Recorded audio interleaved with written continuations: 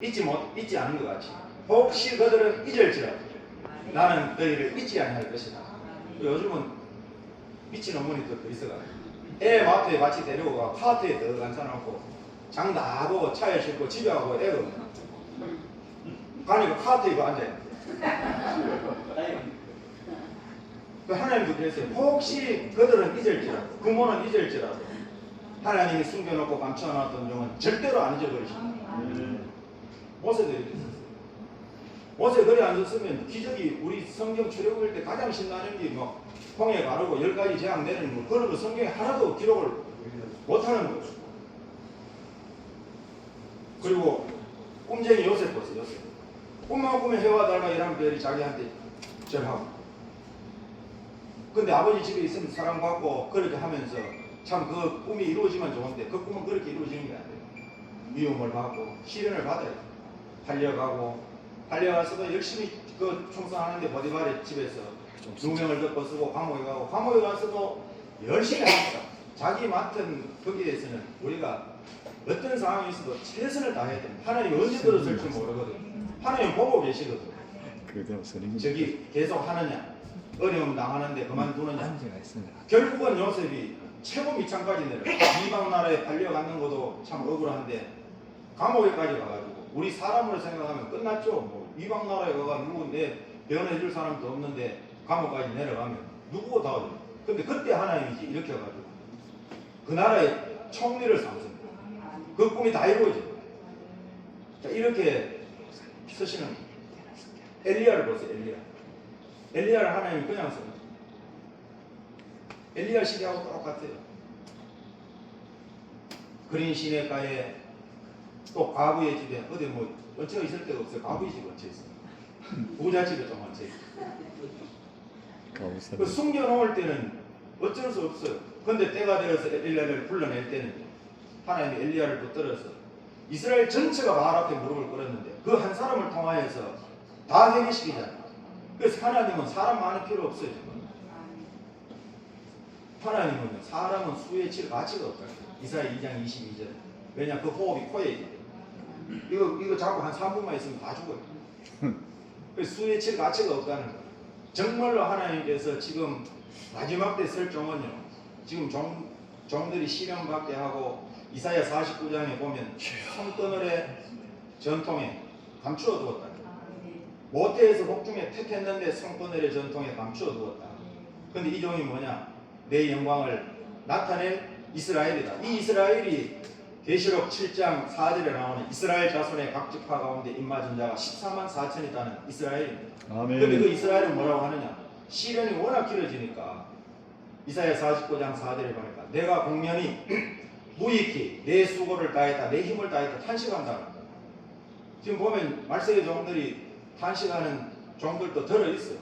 얼마나 힘들면 탄식을 해요. 그러나 하나님은 절대 말세에 택했다는 종들을 잊지 않는다. 때가 되면 그 종들을 주의 오른손에 붙들어서 일곱 별과 같이 마지막 이 대혼란 가운데 많은 사람을 살리는 그러한 종들로 삼으실 줄로 믿습니다. 자 여기 지금은 다섯째 나팔이 종들의 시련입니다. 택한 하나님의 종들은 시련을 당하는 때지만 택한 종들과 성도들은 황충의 환란 첫째 화, 전쟁의 재난 둘째 화가 있는 가운데서도 하나님의 보호받는 역사가 있습니다. 자, 그럼 황충의 환란을 보겠습니다. 황충의 정체가 누구냐? 그 정체를 말씀합니다.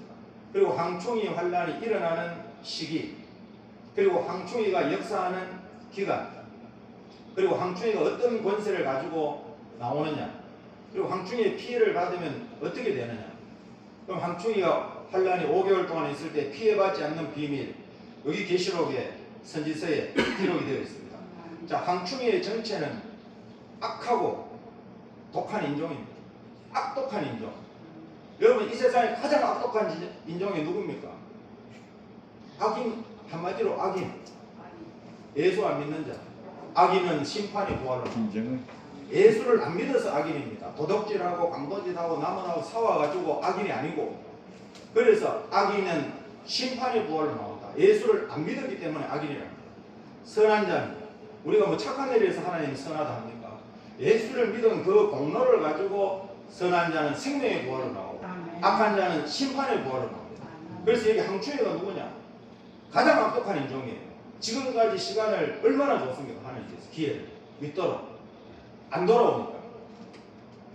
계시록 9장 7절에서 11절 항충이의 모습에 대해서 쭉 나오는데요.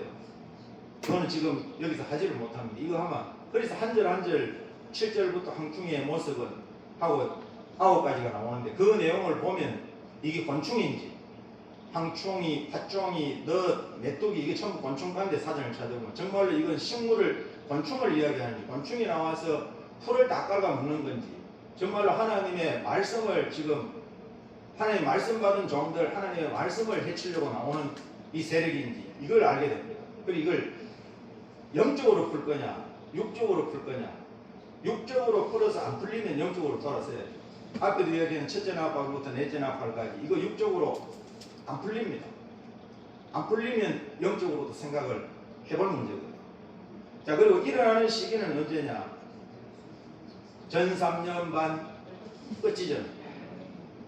전 3년 반 그러니까 전으로 3년 반 후로 3년 반 그걸 이제 7년 대환란이라 하는데 7년 대환란은 아니고 한일에 지금 한일회가 나오고 70일에 가운데 한 일회만 성취되지 않고 남았어요. 그 한일회 가운데 앞으로 이루어지는 걸 전으로 이룬다고 앞전자를 해가 전 3년 반 후에 일어나는 역사를 후 3년 반이라고 합니다. 그럼 항충이의 세력은 언제 일어나느냐?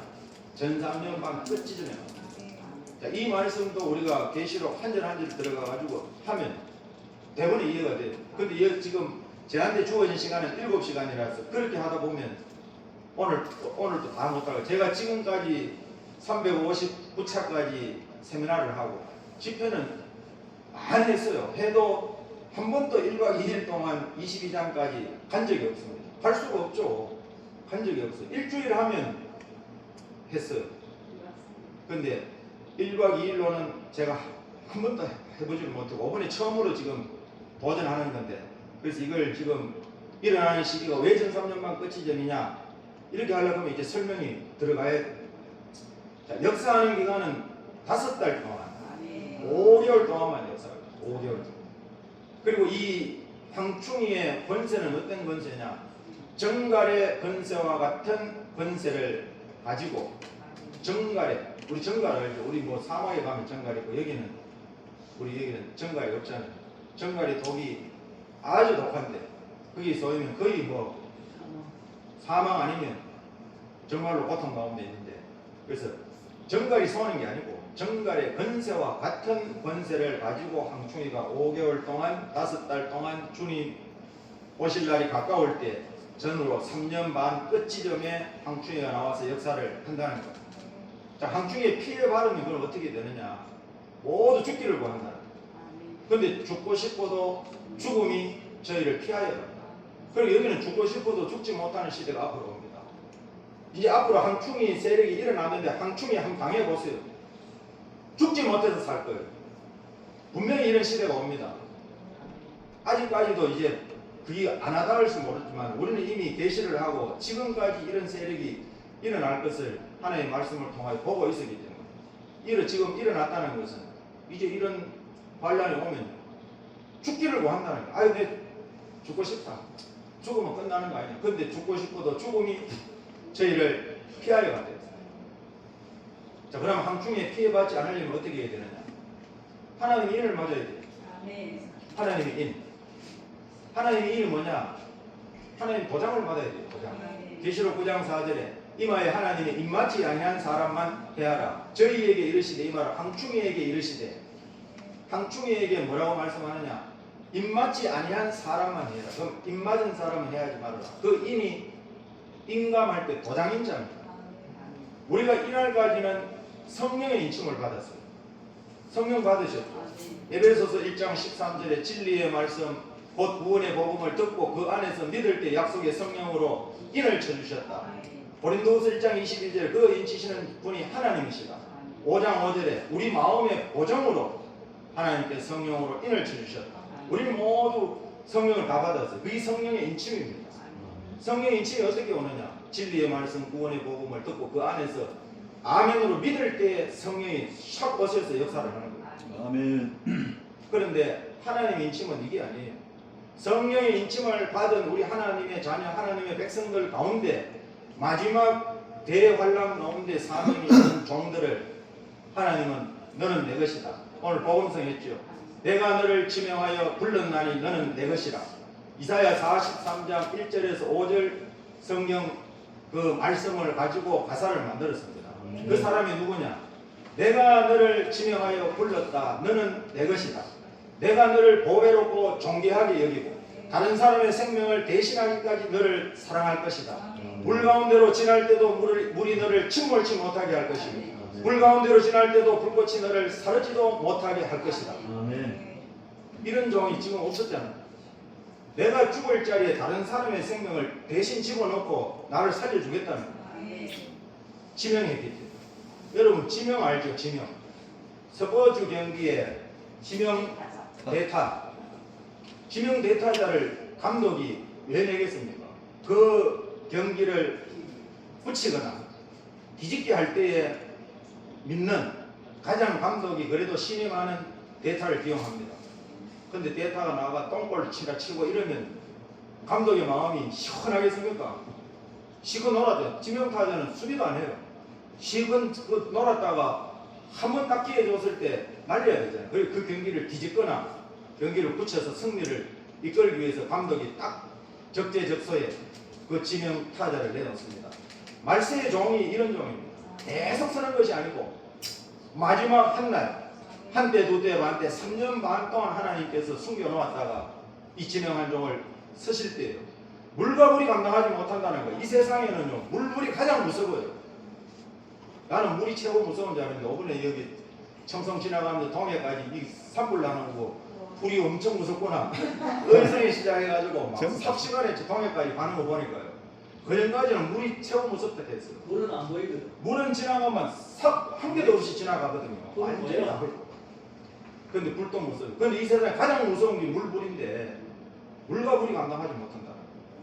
그리고 우리가 죽음, 생명도 하나님 되는데 하나님은 우리의 생명을 다른 사람의 생명을 대신하기까지 너를 사랑한다. 아멘. 그 말씀이 오늘 복음성 나의 안에 거하라. 내가 너를 지명하여 불렀나니 너는 내 것이라. 그 찬송입니다. 아멘. 이 말세의 종들의 찬송이에요.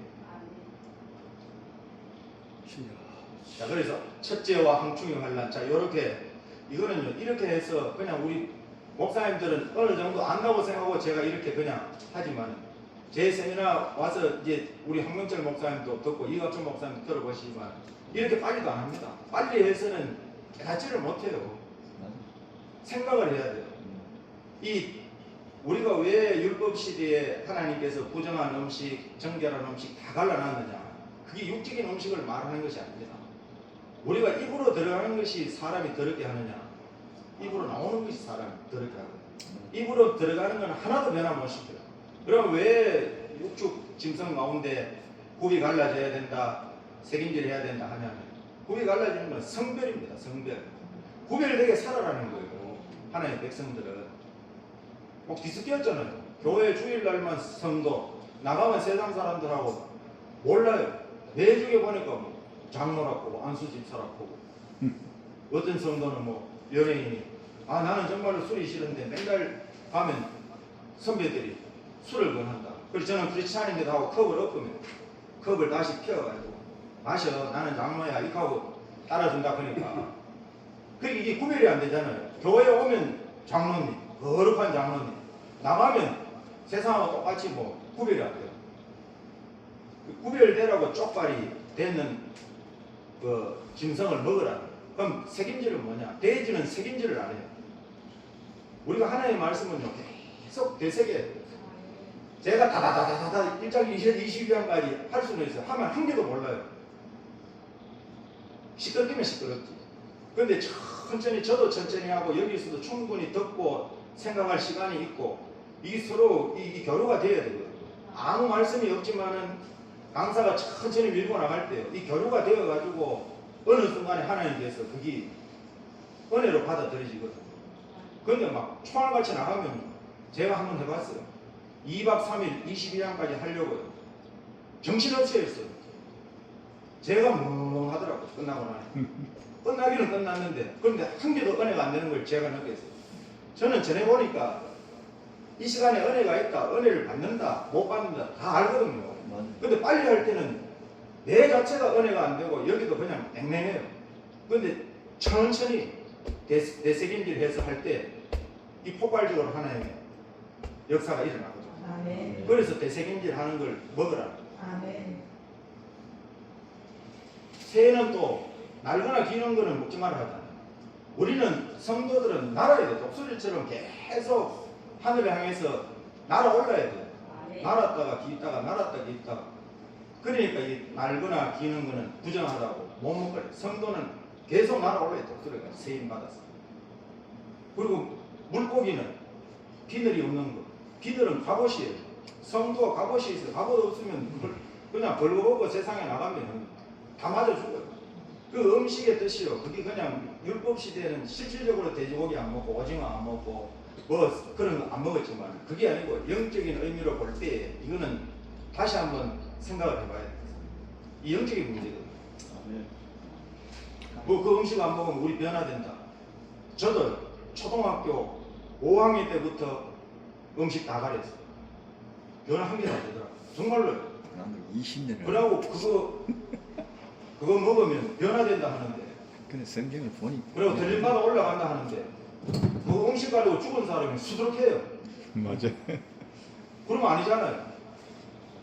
그래서 이거는 그 문제가 아닙니다. 네. 우리 다시 한번 이 음식의 문제에 대해서는 생각을 해볼 문제입니다. 예수님 말씀드려요. 자, 이렇게 황충의 환란 첫째 화, 그리고 둘째 화는 유프라데 전쟁입니다. 계시록 9장 13절에서 19절까지 말씀인데 여섯째 천사가 나팔을 부니까 이 전쟁이 일어나는데 일어나는 시기, 일어나는 장소, 이 전쟁에 사용되는 무기까지 있습니다. 그리고 이 전쟁에 피해받으면 어떻게 되느냐, 그리고 피해받지 않는 비밀. 자, 일어나는 시기, 이 전쟁에 일어나는 시기가 언제냐? 계시록 7장 3절 4절에 우리 하나님의 종들의 이마에 인을 다친 후에 인치기 전에는 절대 이 전쟁이 안 일어납니다. 아멘. 그러면 이 맞은 종이 지금 나왔다면 이 전쟁이 일어나야 되죠. 그렇죠. 이 전쟁이 지금 안 일어났잖아요. 그러면 그 임맞은 종을 우리가 다시 한번 역사적인 그런 내용으로 볼 거냐, 실제로 앞으로 종말에 일어날 하늘의 군대로 볼 거냐, 이거는 우리가 다시 한번 생각을 해봐야 돼요. 자, 그리고 일어나는 장소가 어디냐? 전쟁. 유프라데 강이 흐르는 곳. 중동 지역이죠. 아까 얘기한 시리아, 터키, 그리고 이라크. 이 땅바닥 밑으로 유프라데 큰 강줄기가 흘렀어요. 걸프만 해역으로 빠져나갑니다. 그 중동 지역이 하얗고 옵니다. 옛날부터 그 소리 했지만 성경이 가르치고 있고, 중동의 전쟁이 일어날 때마다 이게 마지막 전쟁이 아니냐 늘 했지만은 우리 하나님의 사람들은 명확하게 하나님께 약속한 것이 뭐냐? 우리 하나님의 종들의 이마에 인을 치기 전에는 절대로 이 전쟁이 일어나지 않는다는 것을 말씀을 해주고 있거든요. 아멘. 자, 전쟁에 사용되는 무기가 뭐냐? 불과 연기와 유황으로 사람 3분의 1이 죽임을 당하더라. 세 재앙이죠. 세 재앙. 불과 연기와 유황. 그러니까 이거는 인간이 만드는 모든 살상 무기가 여기에 터집니다. 가스탄, 그리고 세균탄, 핵폭탄, 이 불, 연기, 유황을 가지고 3분의 1이 자, 피해받으면 3분의 세계 사람 3분의 1 죽는데 85억의 인류 가운데 17억, 18억이 한날 한시에 죽게 됩니다. 자, 피해받지 않으려면 어떻게 해야 되느냐? 하나님의 인침을 받든지 18억이 아니고 목사님 25억이라 같이 있거든요. 아, 그러네요. 27억. 제가 작년에 27억, 28억. 17억, 18억이 아니고 27, 8억이 85억이 넘거든요. 한날 한시에. 그리고 어마어마한 숫자가 죽는 거예요. 3분의 1이. 중국하고 인도가 그래서 그렇지. 이 중동 큰 지역이 나라가 하얗습니다. 네. 그리고 피해받지 않는 비밀은 뭐냐? 하나님 인침 받아야 돼요. 인침 받은 자는 피해 없습니다. 이 지명한 종이 마지막 때 말세 하나님이 숨겨놓았다가 드러내어서 대타로 내 마음을 시원케 할죠. 스가랴 6장 아까 읽었잖아요. 북방으로 나간 자들이 북방에서 내 마음을 시원케 하였는데, 그리고 하나님이 예비하신 예비죄를 보호를 하는데, 과거에 계시록 했던 목사님들 들어보면 안 맞아요. 계시록 4장에 이리로 올라오라, 사도 요한복음 갑니다. 이유가 있어요. 들림이 아니고 마땅히 될 일을 보인다. 아니 이유까지 명확하게 해놨는데 왜 거기를 휴거를 이야기해가지고 그러니까 네? 그러면 휴거 다 해버리는데 예비처가 왜 필요합니까? 그럼 환란에 대해서 뭐 왜 필요합니까? 환란 전에 다 올라와 버리는데 걱정할 거 한 개도 없죠. 그거는 내용을 읽어봐도 그냥 몰라도 본문을 읽어봐도 이리로 올라오라. 이후에 마땅히 될 일을 내가 내게 보이리라. 마땅히 될 일을 보이기 위해 사도 요한을 불러올리는데 그걸 휴거로 단정 지어버리면 뒤에 환란은 우리하고 아무 상관없어요. 자, 10장 하나님의 약속 공개입니다. 자, 10장 오늘 주제가 세미나 주제가 10장 7절에 있죠. 그게 약속입니다. 하나님의 그 비밀이 이루어지리라. 언제 7번째 나팔입니다. 자, 10장 내용 전체 요약을 보면요. 계시록 앞에 9장과 같은 환란, 중동 전쟁이 일어나기 전에 자, 이 10장 사건은 9장의 첫째와 둘째화가 일어나고 이런 10장의 내용이 전개되는 게 아니고요. 그런 환란을 앞두고 하나님의 종들을 일으키는데 하나님의 비밀이 기록된 작은 책을 꿀같이 먹게 하는 거죠. 꿀같이 먹으면 어떤 일이 따르느냐. 작은 책을 너는 가지라. 달라 해라. 그래서 달라고 하니까 갖다 먹어버리라. 먹으면 네 입에는 단데 배에서는 쓰게 될 것이다. 정말 내가 먹으니까 입에는 달기가 꿀 같은데 배에서는 쓰게 되더라. 그리고 이 말씀을 들으면 이 소망이요. 정말로 꿀송이보다 달죠. 제 모든 걸 그냥 이 세상의 거는 포기해서라도 나는 이 말씀을 이 축복을 붙들어야 되겠다. 이런 마음이 들어요. 그런데 이 축복이 그냥 이루어지는 게 아니고 앞에도 얘기했잖아요. 하나님의 참종들을 시련, 연단 가운데 하나님이 쓰신다. 그 배에 쓰다는 건 시련과 연단이 찾아온다는 거예요. 그걸 통해서 모세를 완전하게 무장시켜서 출애굽의 지도자로 쓰셨던 것처럼 요셉을 무장시켜서 쓰셨던 것처럼 엘리야를 그렇게 숨겨놓고 3년 6개월 동안 숨겨놓고 쓰셨던 것처럼 마지막 말세의 종들도 먹이 보고 꿀같이 먹는지 보고 먹었을 때 시련이 올 때에 끝까지 견디는지 보고 이런 종들이 이제 나옵니다. 14만 4천이 완전히 무장된 종들이 종말에 일어날 세계적인 큰 환란 가운데서 이 다시 예언을 하게 하는데 다시 예언할 그 종들이 계시록 7장에 이스라엘 자손의 각 지파 가운데 임하진 자가 14만 4천이 되고 11장에는 정인으로 나옵니다. 두 정인이라는 건 두 사람이 아니에요. 정인이라는 건 법적 용어입니다. 성경에도 두세 사람으로 증거자를 삼으라 했고 우리가 법원에 가도 정인은 두 사람 이상이 돼야 됩니다. 하나님 앞에도 정인은 우리 모두가 정인이잖아요. 그리스도의 정인입니다. 초림주의 정인을 지금까지 했고 이제 앞으로 말세에 다시 오시는 재림의 주님을 증거하는 정인들이 14만 4천인데 모세와 같은 엘리야와 같은 앞에 시간에 했지 않습니까? 모세 엘리야와 같은 하늘의 이적 땅의 이적을 받은 권세받은 종들 통하여서 다시 예언을 하게 될 때 아무라도 능히 셀 수 없는 그런 흰옷을 입은 큰 무리가 어디서 나오느냐 제약 가운데서 나오는 게 아니고 큰 환란 가운데서 대환란 가운데서 예수님이 말씀한 창세로부터 창세로 없는 그런 환란 가운데서 예비처로 인도되어 구원을 받게 되는 것입니다. 자, 오늘 이게 하나님의 비밀이라고 했는데 여기 1번 하나님의 비밀. 자, 시대에 따라 하나님의 종들에게 비밀을 보이셨습니다. 하나님의 비밀은 하나님이 보이지 않고 하나님이 알게 하지 않고는 깨달을지 알 자가 없습니다. 자, 은혜의 시대의 천국의 비밀. 마태복음 13장 10절에서 11절 말씀을 보면 천국의 비밀을 아는 것이 너희에게는 허락되었으나 저희에게는 아니 되었다. 너희는 사도들을 이야기합니다. 저희는 율법 시대의 그 율법주의자들, 바리새인들, 서기관들, 대제사장 이들은 천국의 주인이 왔는데도 몰라요. 천국의 주인이 와서 천국을 주려고 천국이 가까이 왔다 세례요한이 외치고 천국을 주려고 하는데도 못 깨닫는 천국의 비밀이 뭐냐? 구약에 이미 기록이 되어 있어요. 구약에는 그런데 감추어놓고 숨겨놓고 신약의 예수 그리스도를 통하여서 드러내신 하나님의 영원 구원의 경륜이 천국의 비밀입니다. 자, 이 천국의 비밀을 이 시대에 깨달은 사도들이 많이 배워서 깨달았습니까? 오히려 그 시대의 율법주의에 율법에 능통하다는 건 학자입니다. 서기관들, 하나님의 말씀을 계속 기록하고 적는 대제사장, 하나님에 대해서 이런 사람들은 하나님이 숨겨놓으니까 예수님이 왔는데 예수님을 육의 눈으로만 보는 거예요. 육의 눈으로 보니까 예수님은 요셉의 아들이고, 맞아요, 요셉의 아들. 육의 눈으로 보니까 요셉의 아들이 맞잖아요. 목수의 아들이고 다 맞아요. 근데 그 사람들은 육의 눈으로 봐요. 근데 베드로는 누구라 한 거야? 다른 사람은 누구라 하더냐? 너희는 선지자다. 너희는 세례요한이다. 너희는 누구라 하느냐? 주는 그리스도시요 살아계신 하나님의 아들이십니다. 이거는 성령께서 알게 하지 않고는 갈 자가 없거든요. 아멘. 근데 그들이 많이 배워가지고 아느냐? 아니에요. 맞아요. 어부들 켜봐야 지금이나 그때나 똑같아요. 많이 배워서 고기지 않습니까? 자, 그리고 또 하나 그리스도의 비밀. 이거는 사도 바울이 깨달았습니다. 근데 바울이 사울 시대 때는 도저히 못 깨닫는 거예요. 그리스도는 누구냐?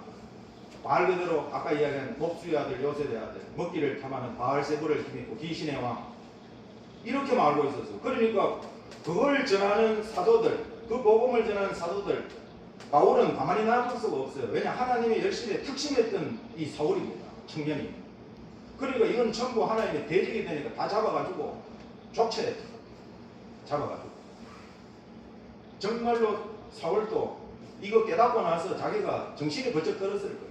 야, 하나님께서 내 눈에 비늘을 벗겨서 이걸 깨닫지 않게 깨닫게 하지 않았다면 골로 받는 거예요. 그냥 그렇게 살다가 어마무시한 일을 했죠. 깨닫고 보니까 정말로 진짜, 그래서 자기가 가지고 있는 모든 것, 우리가 이 세상에 가지고 있는 건 하나님 앞에 섰을 때요, 자랑할 거 한 개도 없고 이 세상에 영원한 건 없고, 주님 앞에 갔을 때 주님이 속해 오신다잖아요. 뭐하러 오시느냐? 각 사람이 그 일한 대로 갚아주기, 상 주시기 위하여서. 그럼 그 상은 영원한 상입니다. 이 땅에 아무리 처무지 놓고 준비해놨어요. 부르면 가야 돼. 부르면 가야 돼. 이 그리스도의 비밀을 바울이 깨달았는데, 에베소서 3장 3, 4절에 곧 계시로 내게 비밀을 알게 하신 것은 내가 이미 대강 기록한 것 같으니 이것을 읽으면 그리스도의 비밀을 내가 깨달은 것을 너희가 알 수 있으리라. 그리스도의 비밀은 뭐냐? 그리스도. 우리 주님은 살아계신 하나님의 아들이시오. 인류를 구원하러 오신 메시아가 된다. 그리스도가 된다. 기름 부음 받은 자다. 구약의 율법의 기름 부음 받은 자에 대해서 말씀했는데, 그 기름 부음을 받으신 그리스도가 하나님의 아들 예수님이다. 그런데 육의 눈으로 보면, 육의 눈으로 보는 게 틀린 게 아니에요. 요셉의 아들 맞잖아요. 목수의 아들 맞아요. 그러나 이거 영적인 눈으로 보면 목수의 아들, 요셉의 아들 넘어서 이건 하나님의 아들이시오. 우리 인류를 구원하러 오신 그리스도 메시아가 됩니다. 이 비밀을 사울이 못 깨달았으니까 그리스도를 전가하러 다니는, 십자가 부활을 전가하러 다니는 사도들을 잡아서 강가에 고발하고 쳐 죽이고, 이 스데반이 죽을 때에 거기 입회했던 사람이 사울이었어요. 사울. 그런데 깨닫고 나니까 자기가 갔던 길에서 180도 돌아섰어. 180도는 완전히 그냥 턴입니다. 어떤 분 설교를 했더니 360도로 돌아서 360도 지장인데 180도로 턴해서 완전히 자기가 가지고 있는 모든 걸 다 내려놓잖아요. 그 사람은 바리새인이고, 예? 율법에 능통한 사람이 바리새인.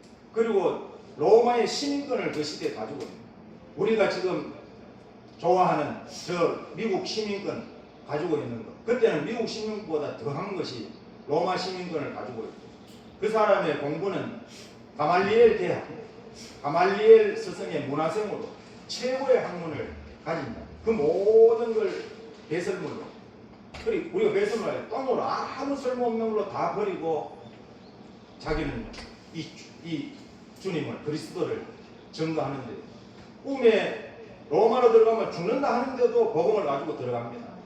우리 같으면 아이고 성령께서 내 살려주려고 꿈에 알려줬거나 하고 안 들어갈 건데, 바울은 들어가요. 왜냐? 나는 하나님께서 이방을 위하여 택한 그릇이다. 이방의 복음을 전해야 된다. 그래서 로마의 아그리파 왕 앞에까지 가서 복음을 담대하게 전하지 않습니까? 이게 사명을 받으면요, 누가 말린다고 되는 게 아니에요. 죽음을 불사하고 죽으면 죽으리라. 그리스도의 비밀, 우리 다 깨달은 거예요. 천국의 비밀, 그리스도의 비밀. 마지막 남은 것이 계시록 10장 7절 일곱 번째 나팔 불면 하나님의 비밀이 그 종 선지자들에게 전한 복음같이 이루어지리라 했는데, 그 일곱 번째 나팔 불 때 11장 15절에 세상 나라가 우리 주와 그 그리스도의 나라가 되어서 그가 세세토록 왕노릇 하시리라. 그러면 하나님의 비밀이 뭐냐? 일곱 번째 나팔 불면 이미 선지자를 통하여서 전하신 복음처럼 세상 나라가 그리스도의 나라, 천년 왕국이 온다는 겁니다. 그래서 계시록을 전하면 천년 왕국에 대해서 계속 전할 수밖에 없어요. 아멘. 천년 왕국에 대해서 안 전하면 계시록 전하는 게 아닙니다. 이거 핵심이 뭐냐? 전체 핵심이 계시록 10장 7절입니다. 요한계시록 22장까지 전체 핵심이 계시록 10장 7절. 그래서 이번 세미나 주제를 10장 7절로 잡았습니다. 자, 그리고 여기 두 번째 작은 책을 보겠습니다. 작은 책. 작은 책을 우리가 요한계시록을 작은 책이라고 합니다. 작은 책 속에는 성경의 모든 말씀이 포함되어 있어요. 왜냐? 모든 예언한 것이 요한계시록 이 작다면 작은 22장까지 있는 모든 이 말씀을 성취하게 하거든요. 자, 우리가 성경을 분해해 보면 앞에 우리가 창세기, 출애굽기, 레위기, 민수기, 신명기, 모세오경, 그리고 역사서를 또 한 부분 있고, 그리고 이제 선지자들의 선지서가 있고, 그리고 이제 작은 책. 앞에 시간에도 얘기했지만은 성경 하나님의 약속은 구약입니다. 이 약속대로 주님이 이루시기 위하여서 신약에 오셔서 이루신 말씀을 기록을 한 것입니다. 이 새 언약이라 하잖아요. 이미 약속이 되어 있는 것, 이루어졌습니다. 이미 약속되어 있는 것 앞으로 이루시기 위하여서 재림의 주님이 오시는데, 모세오경은 육적 이스라엘의 이 민족의 역사를 통해서 하나님의 구속 역사의 정물을 거울로 보여주고 있습니다. 그러니까 육적 이스라엘 민족의 역사를 누가 왜 읽느냐? 그걸 통해 가지고 하나님의 구속 역사의 정말을 거울로 우리에게 보여주고 있다. 자, 그리고 역사서, 하나님의 이 구속의 역사를 이루시는 과정 속에서 이스라엘 민족이 어떠한 환경, 어떠한 신앙에 처했을 때 하나님께서 선지자를 통하여서 이 예언했는지, 경고의 메시지를 주셨는지 알 수가 있습니다. 그 역사서는 이스라엘 역사, 유대인의 역사를 우리가 왜 하느냐? 그 역사를 통하여서 하나님께서 마지막 영적 이스라엘 된 우리 이방, 우리 하나님 앞에 하나님의 백성들을 하나님의 선지의 말씀을 통하여서 정말에도 이러한 일들이 반복이 됩니다. 옛날에 있었던 것이 지금 있을 것이고, 시대는 아무리 흘러도 똑같아요. 사람 것은 사람의 성품 심성은 똑같아요. 좋아지고 배부르면 하나님 버리고, 그래서 출애굽해서 가나안을 약속의 땅으로 줄 때 들어가서 잊어버리지 말아야 돼. 근데 잃어버리지 마라 경고를 줘도 배부르니까 하나님을 잊어버릴 때마다 북쪽의 그 대적 아수르 바벨론을 들어서 이스라엘을 징계하는 것이 미워서가 아니고 다시 돌이키게 하기 위하여서. 자, 그리고 선지서의 말씀은 중심 내용입니다. 선지서는 모두 그리스도의 초림, 재림에 대해서 다각적으로 예언을 했습니다. 우리가 눈이 열리면요, 우리 세미나에 오는 그 합동측의 목사님 한 분이 계셨는데, 이분은 계시록 한 데는 다 들어가요. 근데 어떤 사람을 통해서 우리 교회에 계시록 한다고 왔어요. 2년을 딱 들었어요. 2년을 저 앞에 앉아가지고 눈을 감고 듣더라고요. 근데 눈을 감았는데 저 사람이 자는지 듣는지 보이더라고요. 안 자더라고요. 왜냐, 눈을 감아도요, 딱 말씀을 할 때 이렇게 하고요, 계속 반응을 잘 들으려고 눈을 딱 감고 한 지 2년을 들었는데 저한테 이러더라고요. 목사님, 내가 목사로서 이 성경을 알고 싶어서 선지서를 읽으려고 폈는데, 읽다가 이게 이해가 안 돼가지고 다시 원위치로 돌아가고, 읽다가 원위치로 몇 번 하다가 재미없으니까 듣고 했는 것이 여러 차례라는 거예요.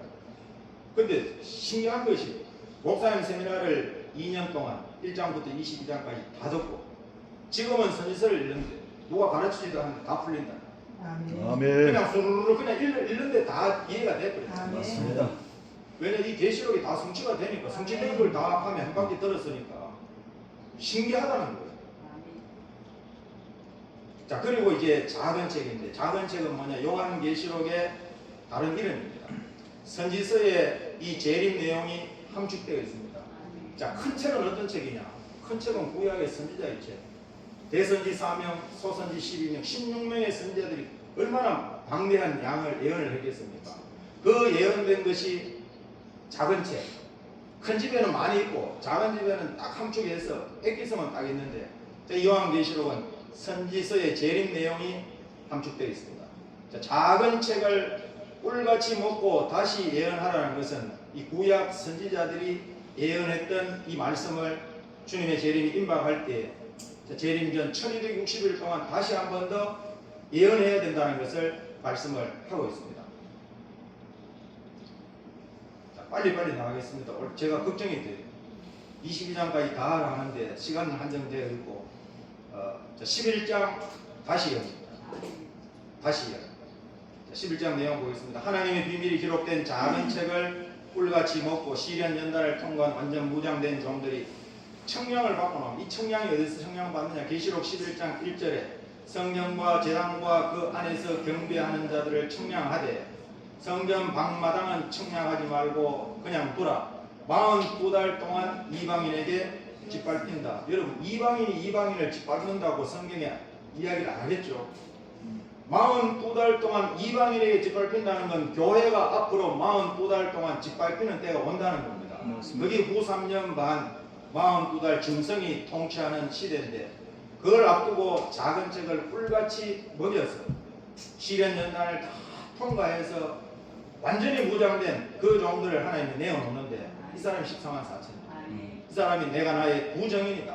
내가 나의 권세를 줄 것이다. 1260일 동안 하늘과 땅을 진동시키는 그런 역사를 하나님 주신다. 자, 이럴 때에 전 세계 사람이 큰 혼란 가운데 회개하고 이제 하나님 앞으로 돌아오는 역사가 있게 되는데 이게 절기로 말하면 대속죄일. 아멘. 하나님의 집 초막절이 이루어지기에 대속죄일 이런 역사가 다시 일어나는 역사입니다. 자, 다시 일어날 때 능히 셀 수 없는 흰무리가 큰 혼란 가운데서 예비초로 인도되어 구원을 받게 됩니다. 자, 그러면 다시 예언. 제가 다시 예언을 어떻게 참 다른 사람한테 설명을 쉽게 하느냐. 저도 이걸 만들 때요. 기도를 많이 했습니다. 그냥 아무 때나 이게 나옵니까? 나올 수가 없어요. 진짜요. 제가 PPT를 한 개도 PPT에 대해서 모를 때입니다. 제가 세미나를 2006년부터 시작을 하면서 저는 이거 칠판을 놓고 이 서판 강의를 했어요. 하다 보니까 시간이 1시간이요. 지금 보세요. 여러분들 이거 PPT로 하니까 1시간 금방 가죠. 눈 깜짝할 새가 갑니다. 제가 이야기 안 합니까? 모든 듣는 사람들이 시간이 이렇게 빨리 가냐고. 벌써 1시간이냐 2시간이냐. 근데 서판에 강의를 하니까 시간이 아까워요. 자, 성경 찾아라. 성경 찾아서 읽어야 되지. 몇 개 읽으면 시간 1시간 나가버려요.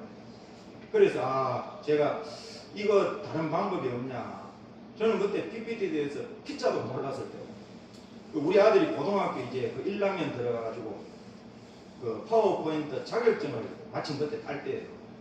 그래 내가 PPT도 모르고 그때는 아빠가 이렇게 계시록을 만들어가지고 오시는 우리 성도들 목회자들한테 빨리 시간이 급하니까 나는 이게 적어서는 시간이 이거 너무 가니까 할 수 있는 방법이 없느냐. 필요한 성경 딱딱 뜨고 누르면 딱딱 뜨고 이때 보니까 하니까 그거 파워포인트인데 자기가 지금 배우고 있는데 그럼 내가 어디 가서 배우면 되노? 그러니까 학원 가서 배우면 그거 뭐 끝도 없을 거고 아빠가 필요한 거는 몇 가지 안 돼요.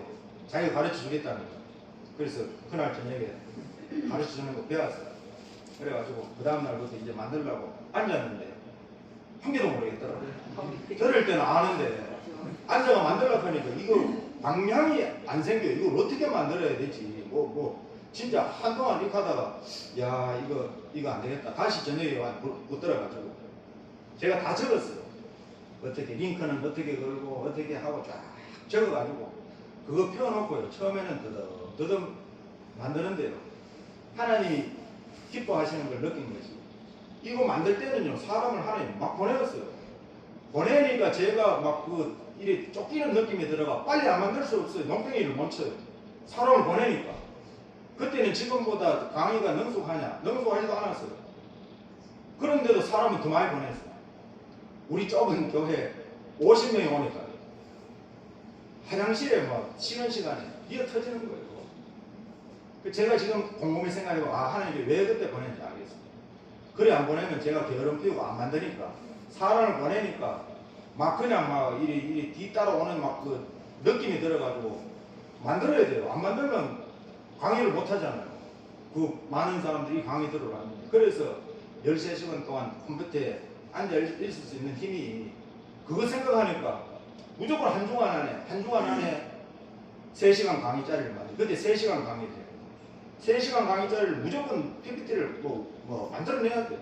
그러니까 지금 생각하니까 13시간 걸릴 것도 없는데 그때는 기술이 없어가지고 13시간 앉아서 만들면서 거북목이 와가지고 목이 쭉 빠져가지고 이렇게 자전거 타려고 이래 있으면 전기가 와요. 주주주 그냥 전기가 흘러요. 그리고 이 목피스가 와가지고 거북목. 근데 하나님께서 고쳐주셔가지고 이제 뭐 다 치료를 받았죠. 한의원에 가니까 6개월 약 먹고 침 맞으러 하는데 6개월 맞으면 돈도 없고 시간도 없고 그래서 그때는 하나님께서 고쳐주셨어요. 지금은 한 개도 그런 거 없어요. 이런 식으로 일서가 있으면 전기가 와요. 지리하게 팔이 손가락 끝까지 다 전기가 오는데 이 신경에 눌려가지고 자 그래서 이걸 만들면서 제가 고민을 안 했겠습니까? 이걸 어떻게 최대한 알기 쉽게 이 말씀을 드리지. 왜냐 제 강의를 듣는 목사님들마다 다 하는 소리 한결같은 소리가 너무 쉽다는 거예요. 이광국 목사님 15년을 따라다니는 들을 때는 뭔가 알 것 같은데 내가 내 교회가 성도들한테 뭐 말씀을 전해주려고 하면 안 된다는 거야. 실질적으로 이야기해요. 그러면서 한 번 들었는데 쉬는 시간에 목사님 강의법이 교수법이 특이하다. 어떻게 이렇게 쉽게 가르치냐. 그것도 하나님의 은사다. 그래서 내가 뭐라 했냐 하면 목사님 내가 무식해가지고 내 수준에 맞추어가지고 나는 강의를 합니다. 나는 이렇게 설명 안 하면 모를 것 같아가지고 아주 자세하게 설명을 하고 자세하게 만들 수밖에 없어요. 내가 유식하면 뭐 대충 이렇게 해도 다 뭐 알아들을 것 같으면 뭐 그냥 하겠지만 제가 무식해서 그렇습니다. 내 수준에 맞추어서 만들다 보니까 모르겠어. 듣는 사람은 쉽다 하니까 좋네요. 아주 쉽다는 거. 오늘 줬는 거 자료만 주면 오늘 바로 5분 주일날 교인들한테 다 전해줄 수 있다. 지금까지 그게 안 됐다는 거 계시록을 들어.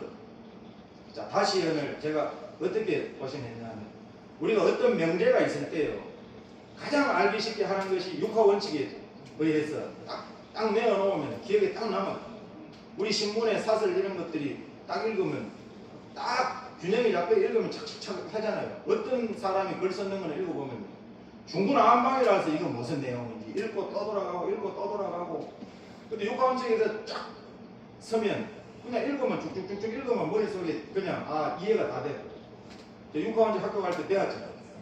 누가 언제 누가 언제 어디서 무엇을 어떻게 왜 목적이 있잖아요. 자 육하 원칙에 의해서 다시는 뭐냐 제가 한번 정의를 내려보겠습니다. 다시를 누가 하느냐 내가 합니까? 계시록 10장 8절에서 11절에 보면 반드시 작은 책을 꿀같이 먹은 사람입니다. 큰 교회 목사님이 하느냐 아니에요. 작은 교회 목사님이 하느냐 아니에요. 큰 교회 작은 교회 상관없어요. 성별도 상관없어요. 남자가 하느냐 아니에요. 여자가 하느냐 그것도 없어요. 무조건 작은 책을 꿀같이 먹은 사람.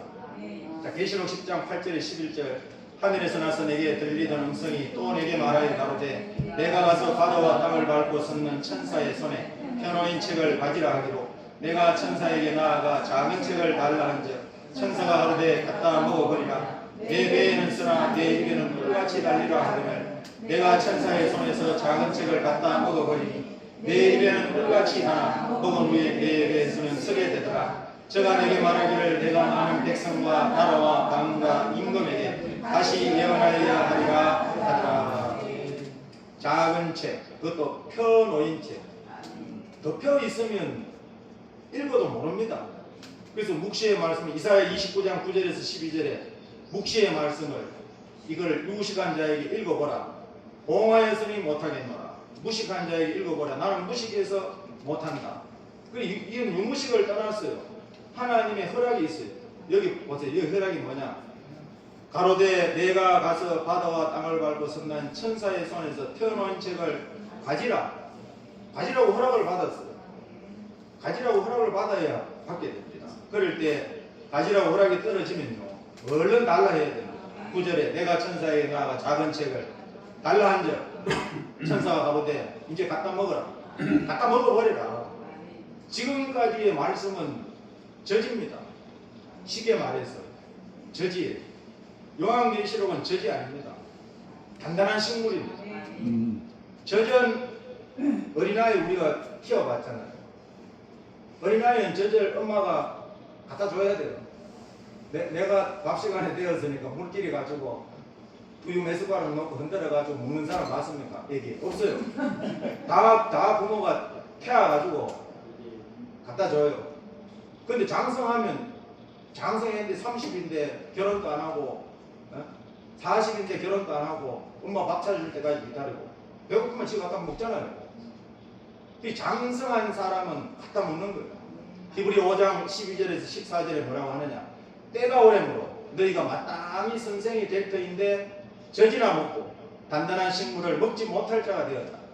대저 젖은 어린아이의 것이니 의의 말씀을 경험하지 못한 자다. 그러나 단단한 식물은 장성한 자의 것이다. 저희는 지각을 사용하여서 또 연단을 받아서 앞으로 성각을 분별한다. 이 사람들이 누구냐? 단단한 식물을 통하여 장성한 군대가 된다.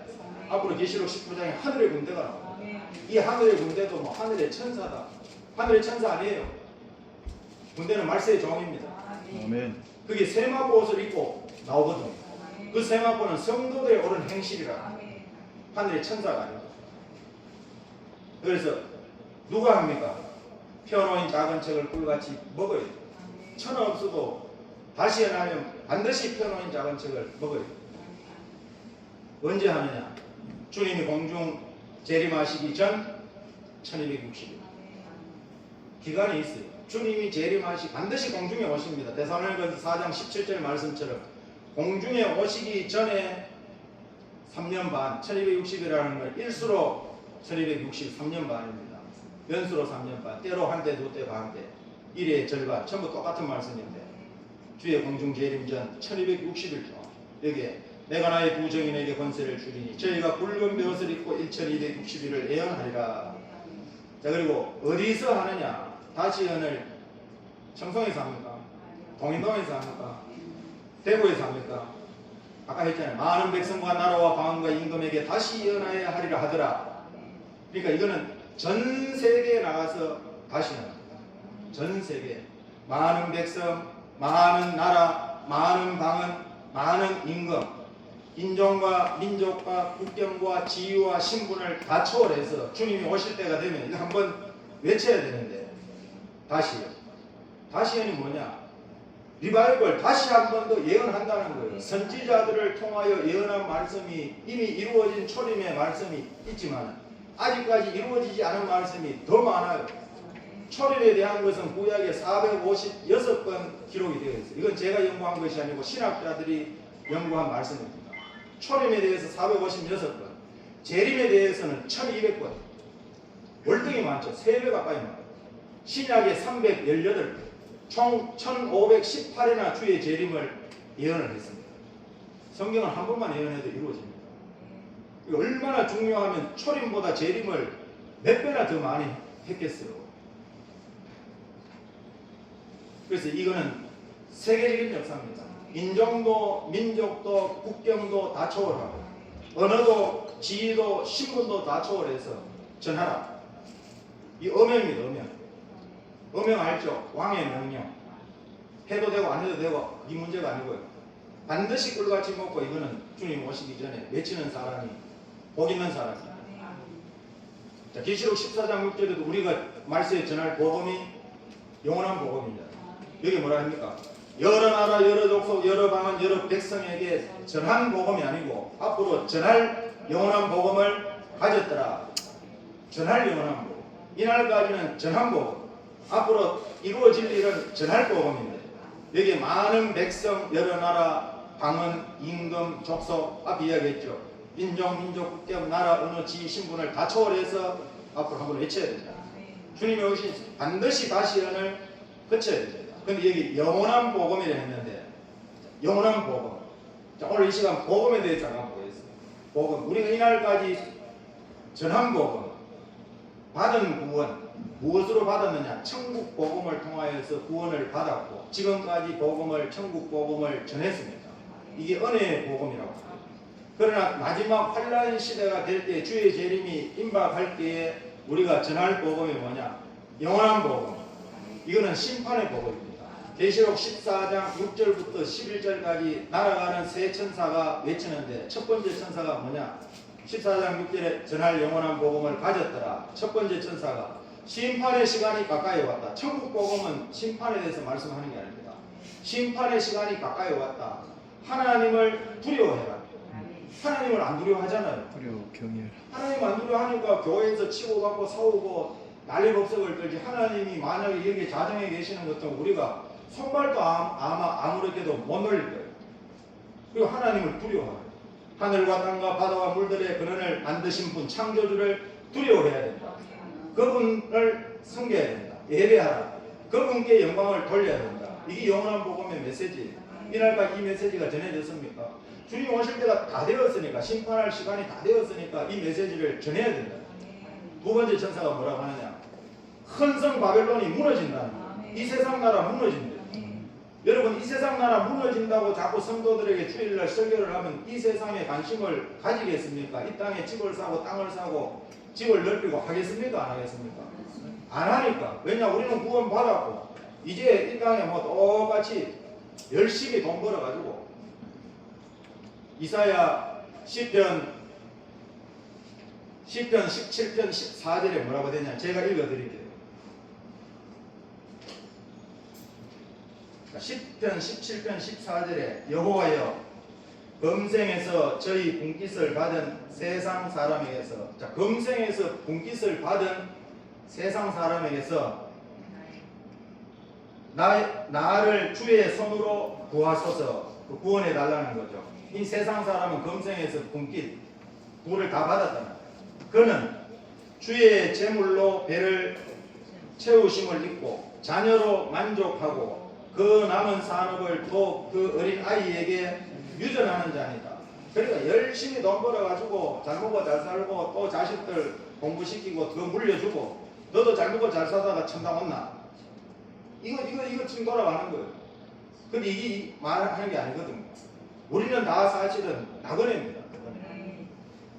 에덴 동산에서 우리가 쫓겨났어요. 추방당했습니다. 다시 에덴으로 돌아가는 게 원칙이에요. 첫 번째 아담이 누굽니까? 첫사람 아담.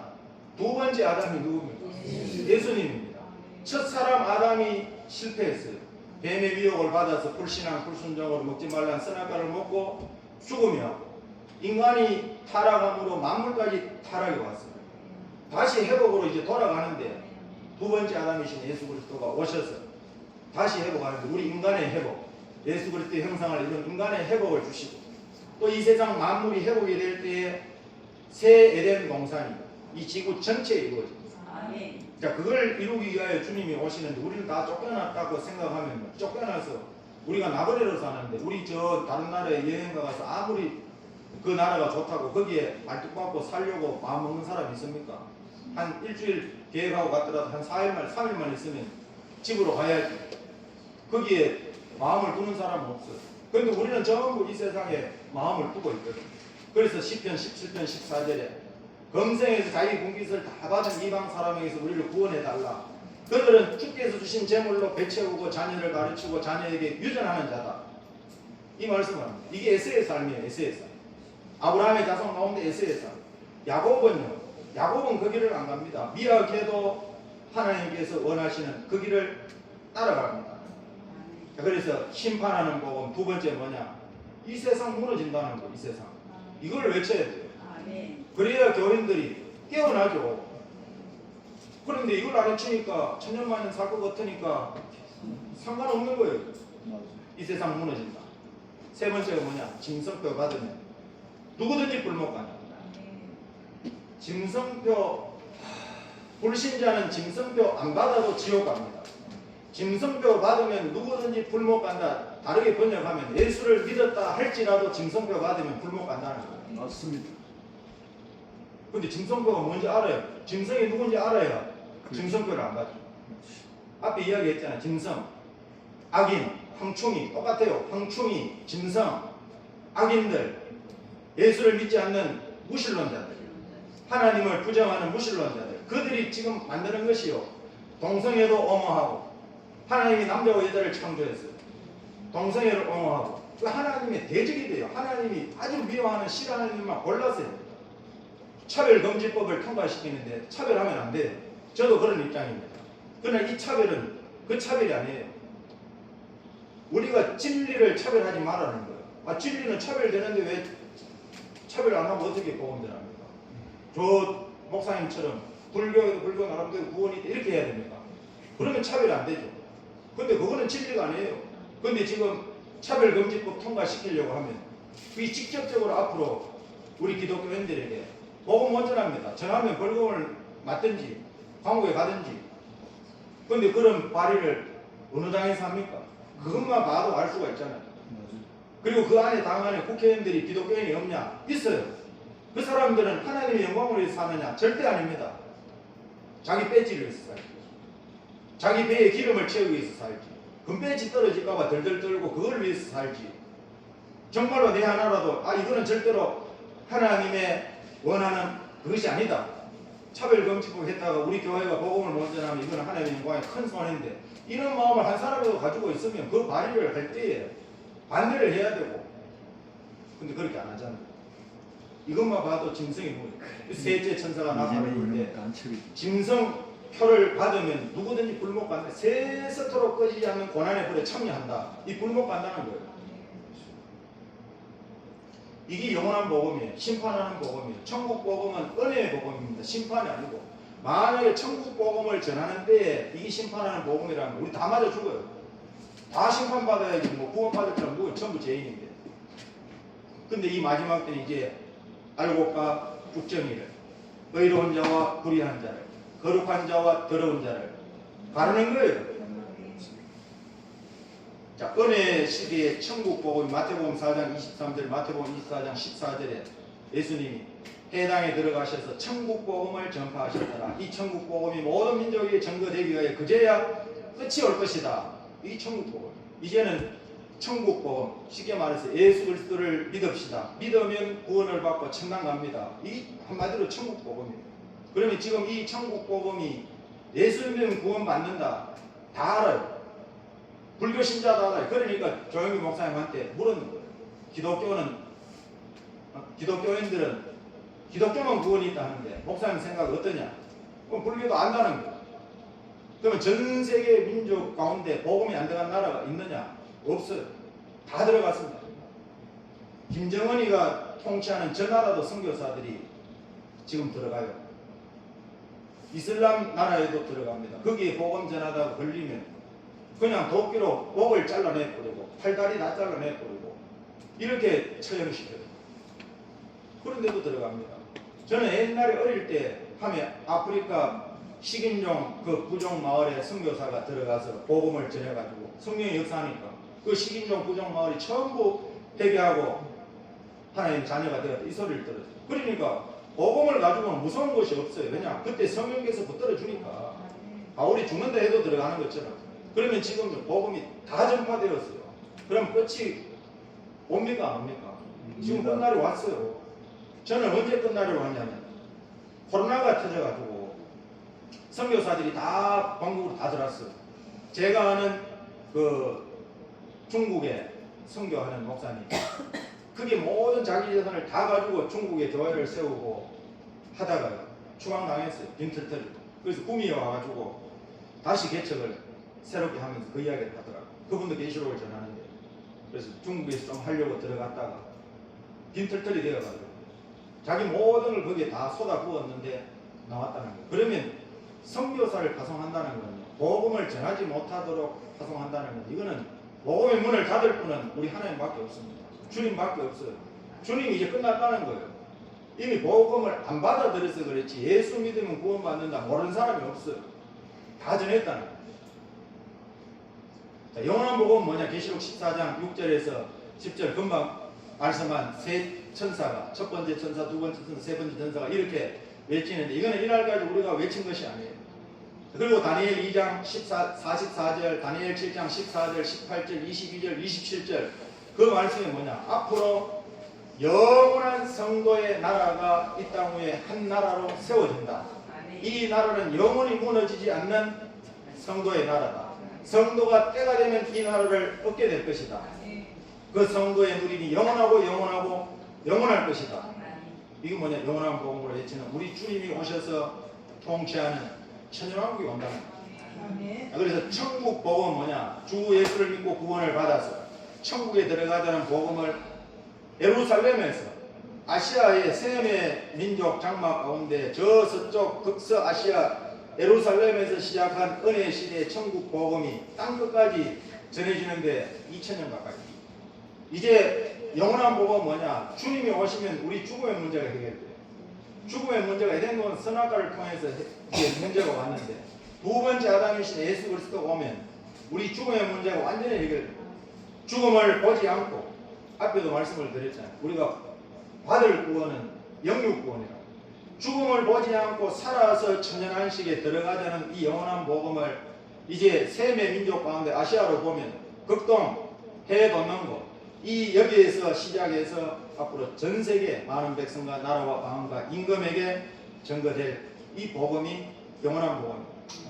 그래서 어디서 전해지느냐? 전 세계 앞으로 다시는 선지자들이 예언한 말씀 지금 보도 안 하잖아요. 봐도 모르고 아까 목사님 한 대로 계시로 한 바퀴 돌고 나니까 선지자가 그냥 읽으니까 해석이 다 되어버리더라. 전 세계에 다시 예언합니다. 그러면 다시 예언을 무엇을 하느냐? 계시록 10장 7절의 주제입니다.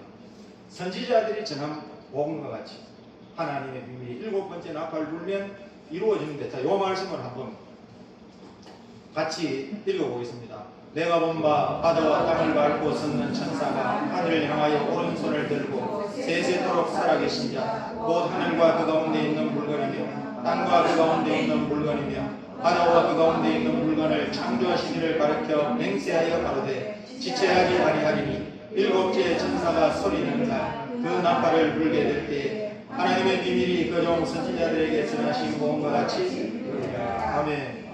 자, 여기에 세세토록 살아계신 자, 하늘과 그 가운데 물건, 땅과 그 가운데 있는 물건, 바다와 그 가운데 있는 물건을 창조하시니, 창조주를 가리켜 오른손을 들고 맹세하면서 뭐라고 하느냐? 지체하지 아니한다. 일곱 번째 나팔을 불면 끝난다는 거예요. 이건 지체할 일도 아니다. 지체하지 아니하리니, 일곱 번째 나팔을 불면 하나님의 비밀이 그종 선지자들의 전한 복음같이 이루어진다고 아까 읽었죠. 8절부터 11절까지 너는 이 책을, 이 펴놓인 작은 책을 8절에 가지라. 달라, 갖다 먹어버리라. 그럼 그 내용이 뭐냐? 이 하나님의 비밀이 기록이 된 책입니다. 그 말씀이 뭐냐? 세상 나라가 그리스도의 나라가 되는 작은 책 요한계시록을 먹는 사람이 앞으로 많은 백성과 나라와 방언과 임금에게 다시 예언하는데, 자, 이 하나님의 비밀을 다시 예언합니다. 어떻게? 하나님의 비밀을 한다. 그러면 시대에 따라 하나님의 종들에게 보여주신 비밀이 있습니다. 창세기에 노아 시대에 노아에게 홍수로 이 세상을 심판할 것을 당대의 의인 노아에게 알게 하셨고, 그 시대 노아 시대에 그 보여주신 말씀대로 그대로 성취가 되었습니다. 그러니까 홍수 심판의 비밀을 깨달은 노아 가정만 구원을 받았습니다. 나머지는 다 물에 심판당하는 겁니다. 거기에 세 아들 세 자부 사돈 집안도 있는데 어떻게 되는지 모르겠어요. 자, 노아 시대 홍수 심판의 비밀은, 비밀을 깨달은 노아의 가정이 순종하고 방주를 지을 때 방주 짓는 것이 거의 80 몇 년이 걸렸는데 80년 길기도 걸리고 우리는 말세 보면 80 몇 년까지는 안 했어요. 제가 뭐 다 해봐도 초등학교 때부터 해. 지금 살아도 57년인데 84, 5년을 방주를 지었어요. 120년이 아닙니다. 그 연도 찾아보면 그리고 구속사가 세밀하게 그런 것까지 다 밝혀놨어요. 저는 그거 보고 전에는 120년을 알았는데 야 놀랄 일이다. 놀랄 일이다. 홍수 심판의 비밀. 아브라함에게 소돔성 심판의 비밀을 알게 됐습니다. 창세기 18장 17절에 나의 하려는 것을 아브라함에게 숨기겠느냐. 그래서 조카 롯이 그 소돔성에 사는데 천사를 보내줬어요. 아브라함 때문에 아브라함을 생각해서 조카 롯이 구원받은 거예요. 근데 거기에 갔는데 보세요. 그 롯의 사위가 있죠. 사위한테 나가세요. 내일 여기 유황불교로 하나님이 심판한다. 사위가 농담으로 얘기해요. 농담. 아니, 장인이 사위 데리고 농담하게 생겼습니까? 죽음의 문제를. 그런데 구원 못 받을 사람은 농담으로 여기고 안 나온다는 거예요. 소돔성 심판의 비밀. 사도들에게 아까 했죠. 천국의 비밀. 너희에게는 허락하고 저희에게는 숨겼다. 숨기면 죄도 없습니다. 하나님이 숨겼는데 어떻게 합니까? 자, 그리고 사도 바울에게 그리스도의 비밀. 그리고 사도 요한에게 하나님의 비밀. 자, 그리고 다시 예언을 어떻게 할 거냐? 자, 앞으로 전 세계에 나가서 이 다시 예언하는데 이제 뭐 김정은이 국가, 시진핑이 국가, 뭐 푸틴 가서 다 해야 됩니다. 그런데 걱정 안 해도 됩니다. 하나님께서 내가 나의 두 정인에게 권세를 주리라. 권세. 이 정인 권세인데요. 땅을 치고 나간다는 거예요. 원수가 헤어가자면 입에서 불이 나가서 소멸시켜버립니다. 이거 가지고 못할 게 있습니까? 계시록 11장 3절에 6절 말씀입니다. 자, 그리고 왜 하느냐? 목적이, 왜 다시 하느냐? 목적이 있어요. 세계 사람을 환난 가운데서 살리기. 하나님의 택한 백성을 다 살려내야 돼요. 하나님은 한 알갱이도 떨어지지 않게 합니다. 알고는 다 수확을 해야 되니까 한 번 기회를 주잖아요. 지금까지 혹시 몰랐다 할지라도 마지막 주의 재림을 외칠 때에 전 세계가 앞으로 환난 가운데서 어린 양의 피에 그 옷을 씻어 희게 하고 중생 받고 이제 그때 쏟아져 나오는 무리가 명이 셀 수 없다는 거. 계시록 7장 9절에서 14절에 말씀을 하고 있습니다. 자, 이렇게 다시연에 대해서 이 육화 원칙에 대해서 딱 하면 선명하게 나왔습니다. 누가 하느냐? 작은 책을 꿀같이 먹은 자가 언제 하느냐? 주님이 공중 재림하시기 전 1260일 동안 한다. 어디서 하느냐? 전 세계에서 한다. 무엇을 하느냐? 하나님의 비밀이 이루어지는 것. 이걸 한다. 어떻게 하느냐? 정인 권세를 가지고 앞으로 한다. 왜 하느냐? 세계 사람을 환난 가운데 살리기 위해서 하겠다. 그만할까요? 계속 할까요? 쉬었다 할까요? 쉬었다 할까요? 기도 올리시겠습니다. 거룩하신 하나님 아버지 은혜를